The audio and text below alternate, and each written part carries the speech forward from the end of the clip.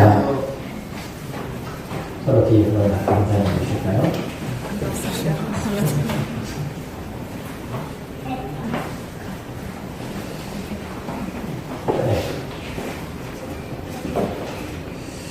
네.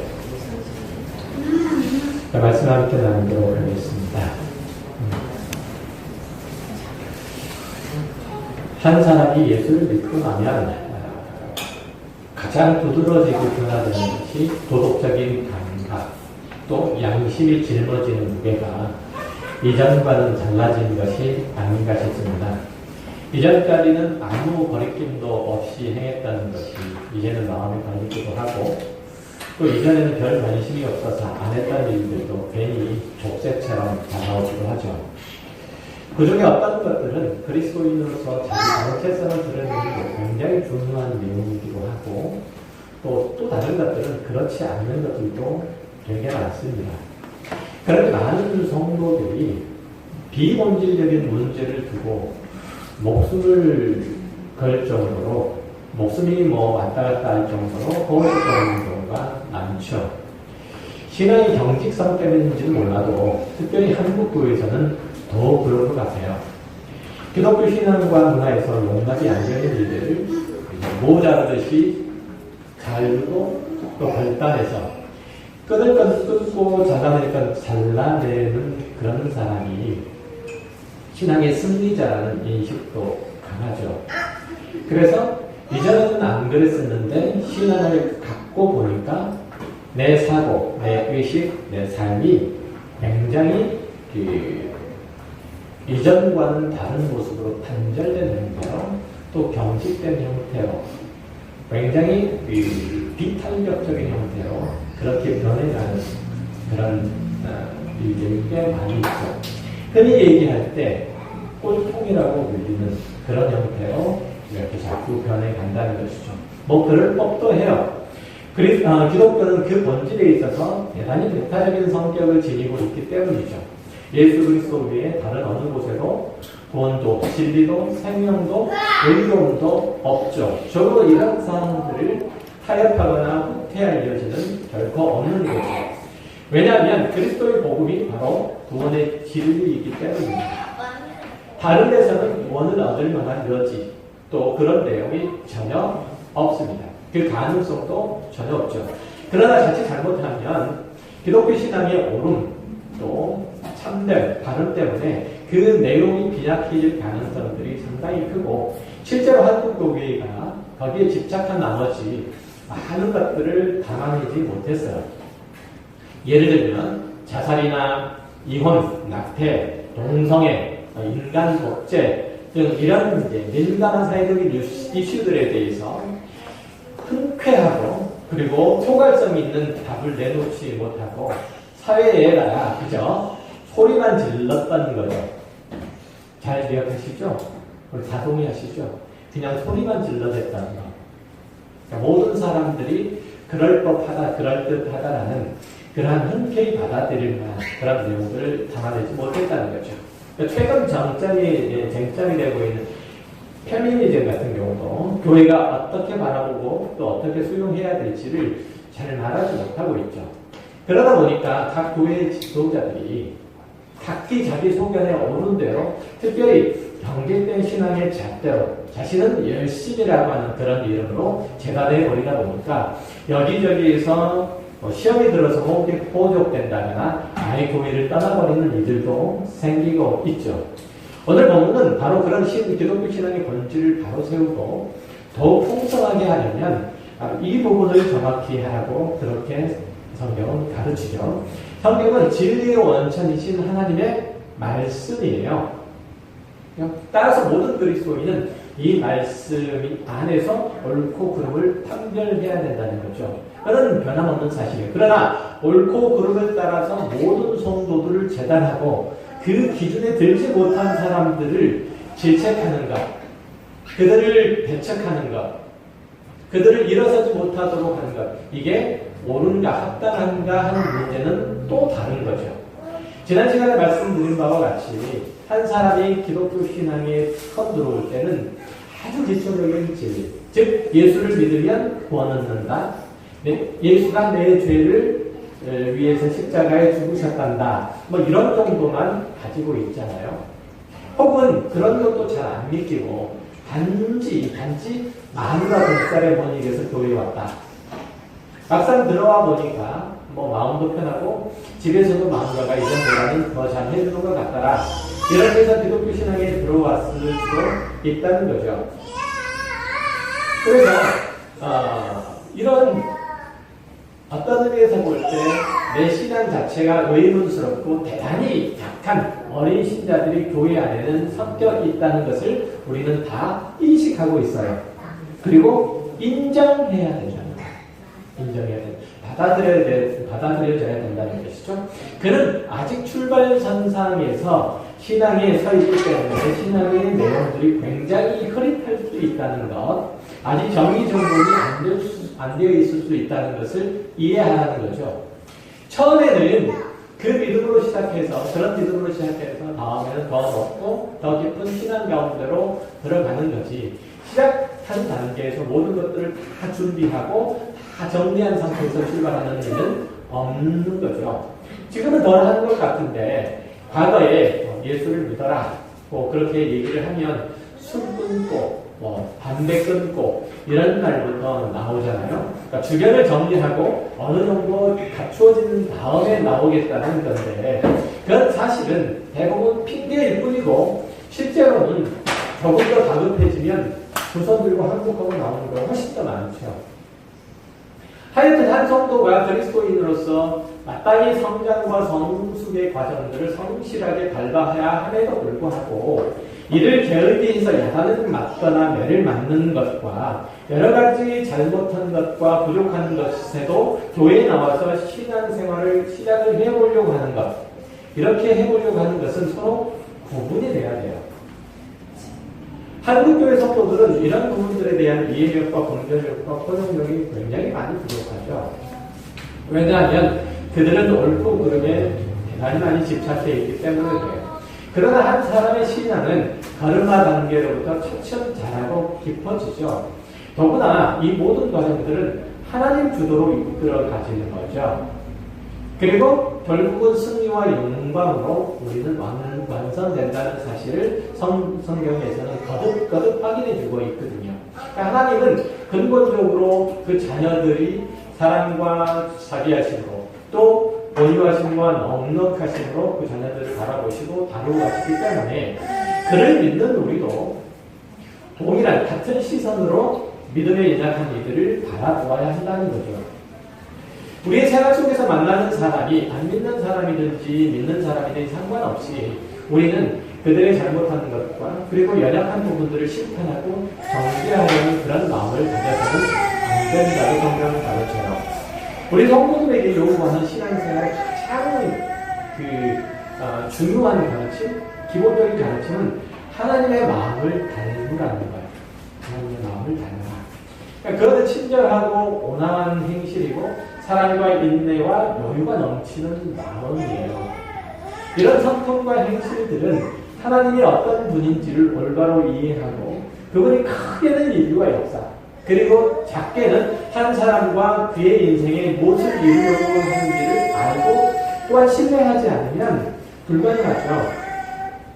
그래서 우리가 하나님을 더 많이 알아야 될 필요가 있는 거죠. 우리가 너무 잘 아는 누가복음 3장 16절 하나님이 세상을 이처럼 사랑하사 독생자를 주셨으니 이는 저를 믿는 자마다 멸망치 않고 영생을 얻게 하신다. 이런 말씀이죠.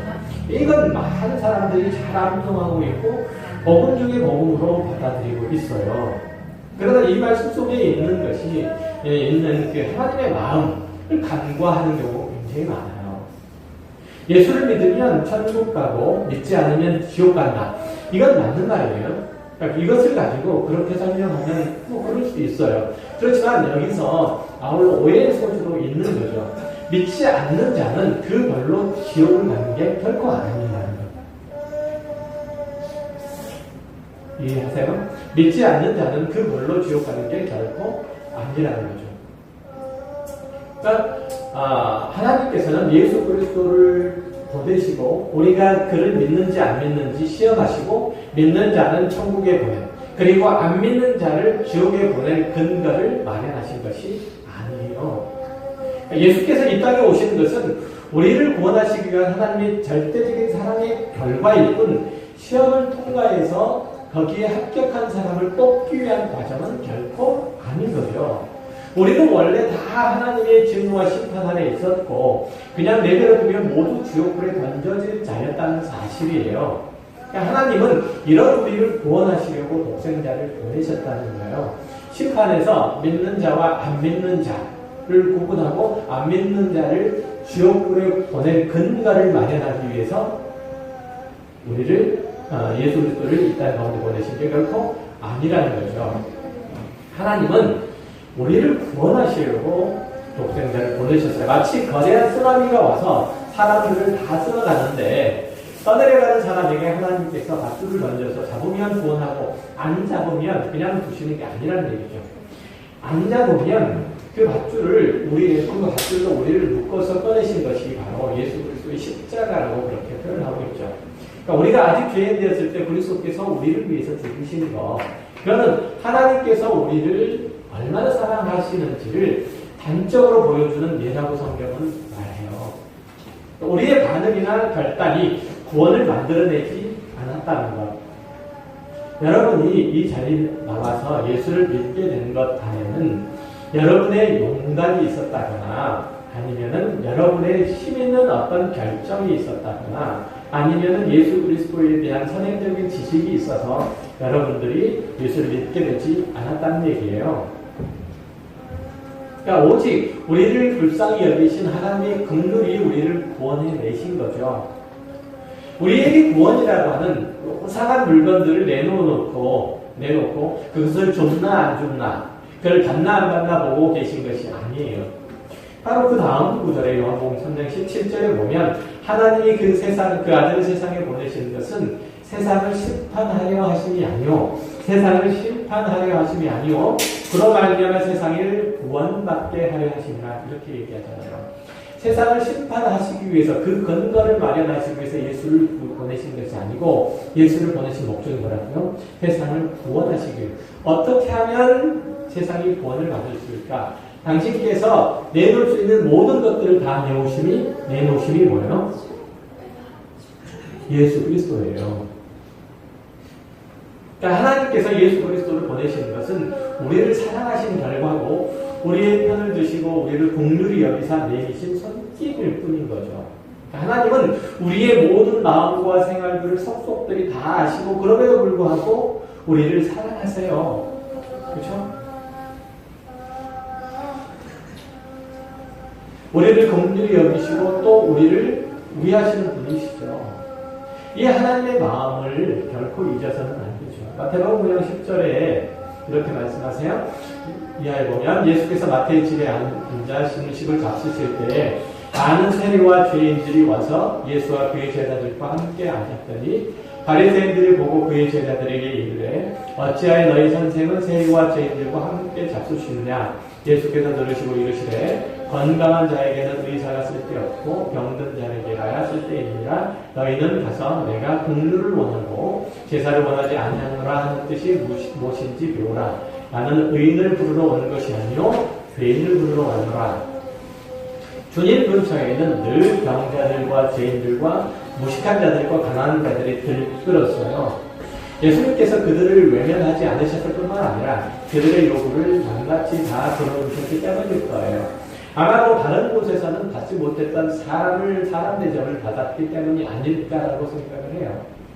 사실 예수님을 따라다녔던 많은 사람들이 그가 신성모독이라는 제목으로 빌라도 앞에 끌려왔을 때 그를 죽이라고 소리 질렀던 이들도 있어요. 예수님께서 그들을 몰랐을까요? 그렇지 않았겠죠. 예수님의 제자도 그들을 배신하고 도망가는 마당에 나머지도 오죽했겠어요. 제가 소년 사역을 할 때 만났던 아이들이 지금은 거의 연락이 안 돼요. 연락을 안 하죠. 특별히 평범하게 잘 사는 아이들은 더욱 그래요. 그 아이들 옆에 제가 있으면 보통은 자신들의 정체가 드러나게 되잖아요. 자신들의 과거가 드러나기 때문에 부담스러워요. 웬만해서는 안 찾아오다가 힘들고 어려우면 어디선가 짠하고 나타나요.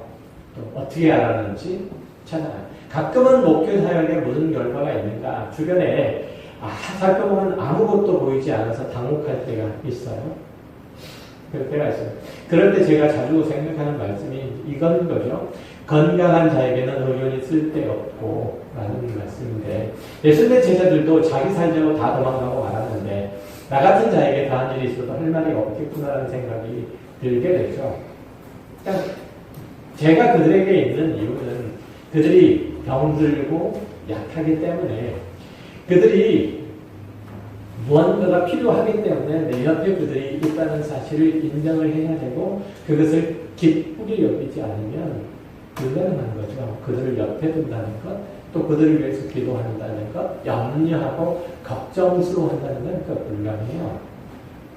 자, 우리 그리스도인은 누군가가 힘들어하고 외로워하거나 고통스러워할 때에 그들 곁에 있어야 되는 자들이에요.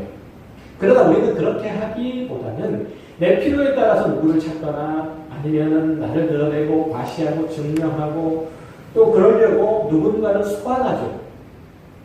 어느 유명한 사람의 이름을 부르면서 나 그 사람하고 친해. 너 누구 알아? 이런 식으로 자기를 과시한다거나, 야, 걔 말이야, 안 되겠다.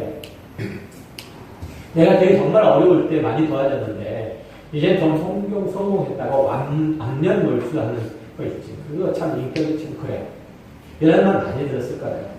이런 것들보다 더 나쁜 것은 뭐냐면 누군가를 비판하고 비난하는, 그럼으로써 상대적으로 자신이 높아지려고 하는 태도인 거죠. 지금 앞에서 내 말을 듣는 사람을 내 편으로 만들고 비판이 되는 사람에게서 멀어지게 만들고 그 사람을 흠을 잡고 또 욕을 하는 행위, 이건 정말 못된 행위예요. 대부분 그렇죠. 내가 누군가를 제3자 앞에서 흠을 잡고 그 사람의 뒷담화를 한다는 것은 뒷담화를 하는 사람을 지금 듣는 사람에게서 멀어지게 만들고, 그리고 그 사람을 내 편으로 끌어들이려고 하는 목적. 또 한 가지 더는 뒷담화를 하는 사람보다 적어도 나는 더 낫다는 그런 생각이 정말 못된 생각입니다. 성경은 나보다 못난 이웃들을 살리기 위해서 기다리고 참고 견디고 용서하고 네 목숨까지 내놓으라고 그렇게 얘기해요. 그것이 설령 십자가를 지는다는 만큼 고통스럽고 어렵다고 하더라도 그것이 정말 아무도 인정해 주지 않는 외로운 산길을 가는, 혼자 산길을 가는 것 같은 그런 것이 할지라도 기꺼이 그렇게 하라고 얘기해요. 예배를 드리는 것보다 공물이 먼저라고 말하죠. 마태복음 5장 23절에서 그렇게 말씀하세요. 예수님께서 예물을 두르리다가 거기서 내 형제에게 원망 들을 만한 일이 있는 것이 생각나거든 예물을 제단 앞에 두고 먼저 가서 형제와 화목하고 그 위에 와서 예물을 드려.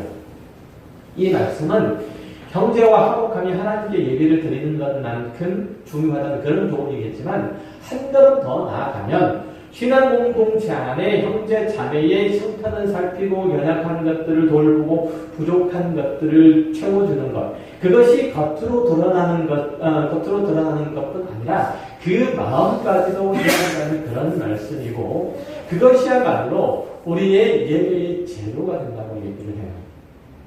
뭐가 된다고요? 우리의 예배의 재료가 된다고 얘기를 해요.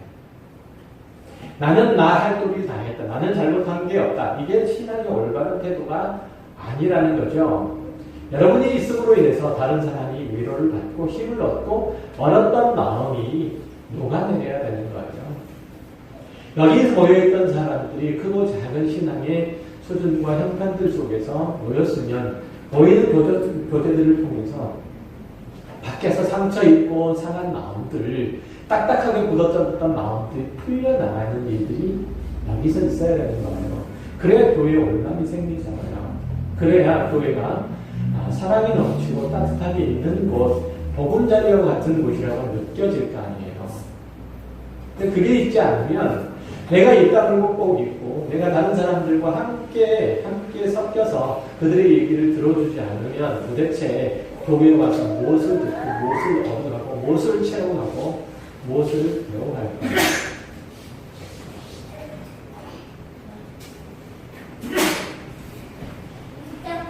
로마서 11장 30절 이하에서 사도 바울은 하나님이 이방인 헬라인에게 어떻게 하셨는지를 상기시키고 그것을 근거로 유대인과 화목할 것을 권면해요. 너희가 전에는 하나님께 순종하지 아니하더니 이스라엘에 순종하지 아니하므로 이제 공유를 입었는지라. 이와 같이 이 사람들이 순종하지 아니하니 이는 너희에게 베푸시는 공률로 이제 그들도 공률을 얻게 하려 하신다. 또 아리송한 말씀인데 특별한 말씀은 아니고요. 아주 복잡한 말씀이 아니라는 뜻이에요. 그러니까 하나님께서 이스라엘을 구원하실 건데 그들이 그 구원을 거절했죠. 그렇게 해서 역으로 이방인을 먼저 구원을 하심으로써 이스라엘 백성은 질투심이 나서 그들에게 구원의 공유를 베풀게 하신다는 얘기예요. 그러니까 이방인들을 먼저 구원하심으로써 이스라엘 사람들이 그것을 보고 질투심이 나게 만들고 그리고 그로 인해서 구원을 얻게 하는 거예요. 그런 일이 꽤 있죠. 종종. 작은 애가 밥을 안 먹을 때 큰 애에게 밥을 먹이면서 맛있게 그리고 재밌게 밥을 먹으면 작은 애가 그걸 보고 밥을 먹는 거. 그렇죠. 시기심이 나고 질투심이 나니까 뭐 하자는 거죠? 둘째를 놀리자는 거예요? 아니죠. 둘째에게 밥을 먹이자는 거잖아요.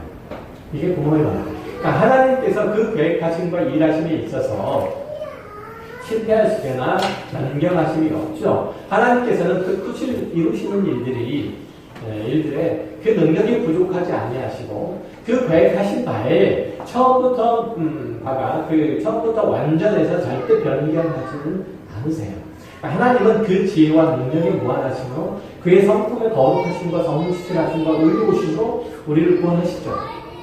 그분은 전혀 흠이 없으시고 주름진 것도 없으시고 회전하는 그림자도 없으신 분이세요. 그러나 방금 읽었던 구절에서는 하나님이 마치 이스라엘을 구원하시는데 실패하셔서 꽁 대신 닭이라고 이방인을 구원하신 것처럼 그렇게 보여요. 그러니까 그게 아니라는 거죠. 하나님께서 구원하시기로 작정하신 대상은 처음부터 전 인류였다는 거예요.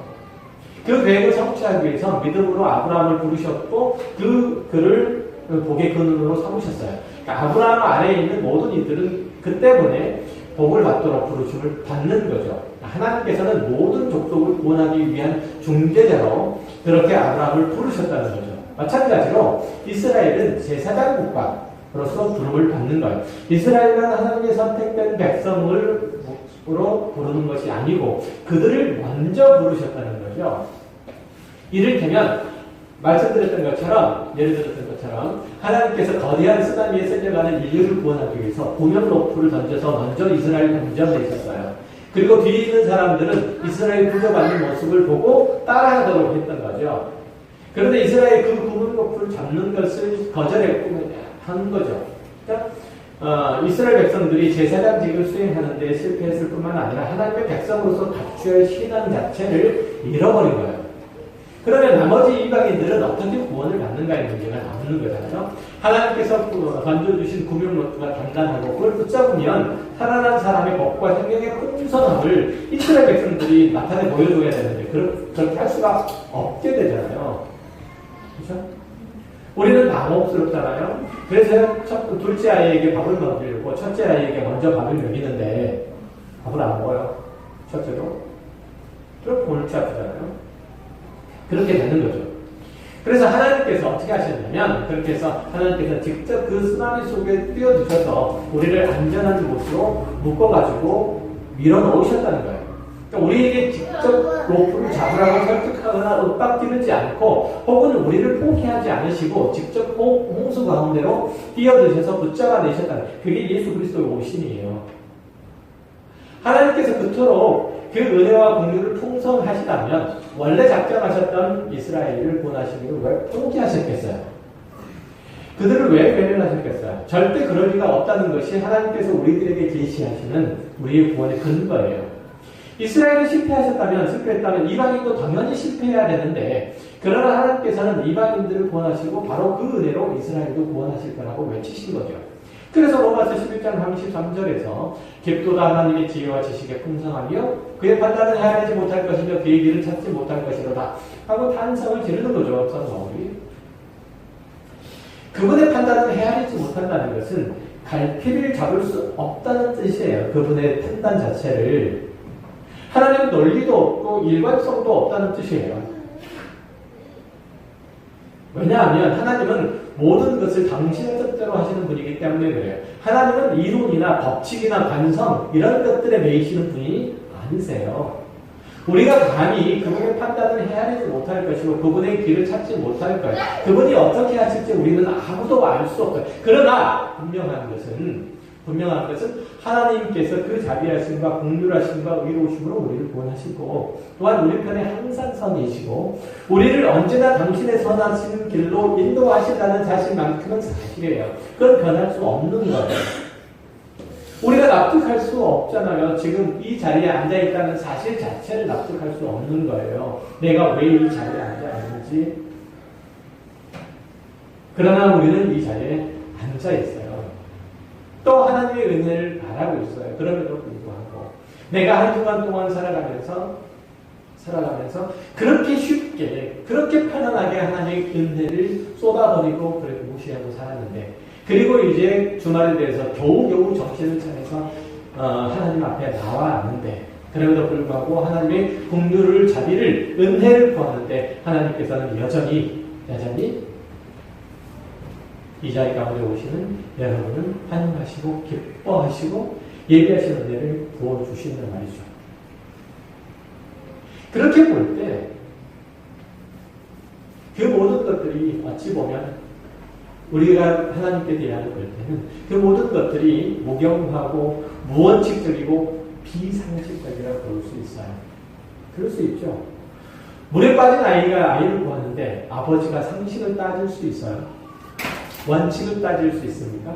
경우를 따질 수 있습니까? 자식을 훌륭하게 키우겠다는 그 열정과 소망을 가진 어머니가 체면과 여유를 생각할 수 있어요. 그처럼 하나님께서는 우리 편이 되시고 우리를 위하신다는 거예요. 그래서 하나님께는 논리가 필요 없는 거예요. 상식이 필요 없는 거예요. 하나님께서는 우리가 당신의 거룩하심과 영광스러움을 닮은 아들들이 되게 하시려고 논리도 초월하시고 객관성을 넘어오시고 공의오심을 극복하시는 분이세요. 우리를 사랑하시고 복주시기 위해서 은혜와 긍휼을 베푸시기 위해서 하나님의 탁월한 자녀를 만드시기 위해서 하나님께서는 하실 수 있는 모든 일을 다 하시는 거예요. 그래서 때때로는 하나님이 정말 믿을 뿐이 못 된다는 그런 얘기도, 그런 말도, 그런 말까지 듣죠. 밖에 사람들로부터. 그렇죠? 야, 어떻게 너 같은 놈을 구원했다고 얘기하냐? 네가 천국 간다고? 천국 간다고? 네 있는 천국 나는 안 가.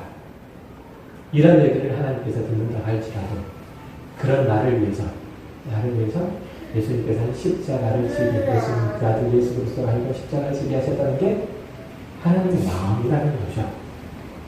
그런 하나님이라는 나는 믿어. 이런 얘기를 듣기를 기꺼이 하시는 거예요. 그 하나님이 의로우심으로 다른 사람들이 당신의 의로우심, 당신의 선하심, 당신의 인자하심으로 우리를 세상에 보내세요. 우리가 구원을 얻은 방법으로 우리에게 보여줬던 그 사랑으로 하나님은 우리의 이웃하는 이들을 구원하실 거라는 거죠. 그렇기 때문에 우리는 다른 사람들을 보고 저 사람이 인간이라고 말할 수 있어? 저런 사람들하고는 질적으로 달라. 이렇게 말하지 않아야 된다는 거예요. 요즘 경제력의 정도에 따라서 계급이 생긴 것 같아요. 중국집에 가서 짜장면을 먹고 나온 사람과 탕수육을 함께 시킬 사람, 그리고 멸실에 들어가서 고급 코스 요리를 즐길 사람들이 서로 분리되어 있어요. 다시 말해서 보이지 않는 계급이 생긴 거예요. 계층 정도가 아니고 계급이 생긴 거예요. 그리고 그들 사이에 갈등이 생긴 거예요. 어떤 의미에서 보면 투쟁까지 생긴 것 같은 그런 느낌이에요, 지금. 그렇잖아요. 요즘 나이가 돌아가는 것들 보면, 대한항공 이렇게 돌아가는 것들 보면 그런 것 같아요. 그리고 어쨌든 그 계급 간에 상당히 견고하고 비탄력적인 그런 단단함들이, 그 긴장들이 생겼어요. 이 아파트에 사는 아이들과 저 아파트에 사는 아이들이 서로 잘 안 어울려요.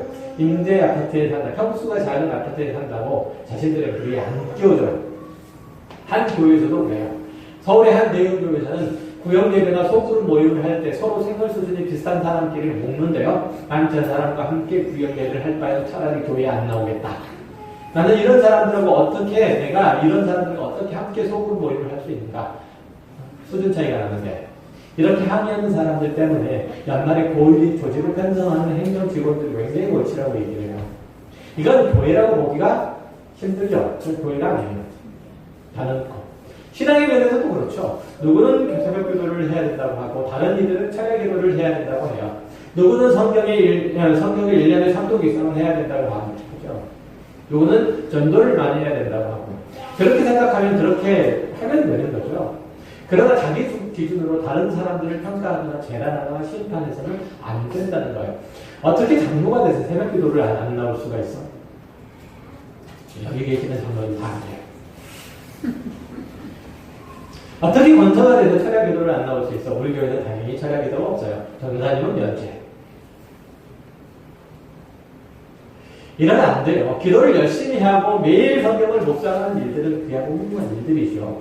그러나 자기가 그 일을 한다고 해서 안 하는 사람들, 다른 사람들을 정죄하면 안 되죠. 새벽에 기도하는 것보다 저녁에 한가할 때 기도하는 게 나은 사람들이 있어요. 교회 나와서 하는 것보다 한가한 시간에 골방에 찾는 게 나은 사람들이 있어요. 이거 적어도 시간이 없어서 몸이 불편해서 못하는 사람들이 있어요. 아니면 그나저나 신앙의 연약함들 때문에 그나마 더 게을러 잘하는 사람들도 있어요. 사실이에요. 그러나 이 사람들을 내가 가지고 있는 잣대를 가지고 평가해서는 안 된다는 거예요. 잘했다 잘못했다를 떠나서. 반대로 새벽 기도를 하는 사람은 괜히 열심히 하는 거야. 새벽 예배 나가서 괜히 졸다가 돌아오면 뭔 소용이야? 집에 가서 편히 자지. 이렇게 팁을 잡을 일도 아니라는 거예요. 누군가가 새벽 기도를 강조하면 참 귀한 일입니다. 집사님 어쩌면 그렇게 주님을 사랑하신 마음이 특심이 그렇게 크십니까? 저는 참으로 집사님이 부럽고 또 부끄럽습니다. 제가 부끄럽습니다. 그렇게 말하면 되는데 거기에 질 수 없다는 듯이 꼭 한 소리를 해요. 거기다 붙여가지고 한 소리를 더해서 마음을 상하게 하죠. 그 모든 것은 형제 자매를 하나님의 사람으로 성숙시키고 하나님께 더 가까이 나아가게 하는데 전혀 도움이 되지 않는 일들이에요. 그런 식의 충고나 지적은 굉장히 나쁜 거예요. 형제나 자매의 잘못을 꾸중하는 것도 모두 그 사람을 위하는 것이에요. 제가 여기 계신 어느 분을 개인적인 사석이나 개인적인 어느 자리에 가서 제가 특별히 다른 얘기를 안 하는 이유가 그래요.